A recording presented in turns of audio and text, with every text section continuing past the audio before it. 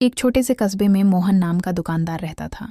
उसकी दुकान गांव की सबसे पुरानी दुकान थी, लेकिन अंदर से वह लालची और स्वार्थी इंसान था। वह हमेशा ग्राहकों को कम सामान देकर ज्यादा पैसे लेता और खुद हंसता रहता, किसी को पता नहीं चलेगा। एक दिन दोपहर के समय एक बूढ़ी औरत उसकी दुकान पर आई। उसके हाथ में सिर्फ एक सिक्का था। वह बोली, बेटा, ये मेरा आखिरी सिक्का है, थोड़ा सा आटा दे दो ताकि आज रात मेरे पोते भूखे न सोएं।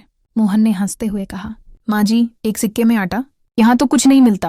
बूढ़ी औरत की आंखों में आंसू आ गए। तभी पास ही खड़ा एक छोटा लड़का आर्यन बढ़ा। उसने अपनी जेब से 2 सिक्के निकाले और बोला, माँ जी, ये लीजिए, बच्चों के लिए आटा खरीद लीजिए।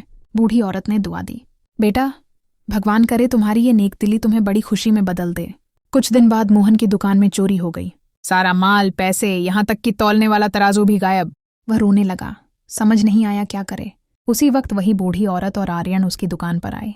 बूढ़ी औरत बोली, बेटा, सुना है तुम्हारे साथ मुसीबत हुई है, ये आटा ले लो और ये कुछ सिक्के, शायद काम आ जाए।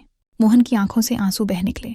कुछ दिनों बाद मोहन ने अपनी दुकान फिर से खोली, लेकिन अब वह ईमानदारी से सौदा देता था और हर ग्राहक से नम्रता से बात करता था। लोग कहते, क्या ये वही मोहन है जो पहले लालची था?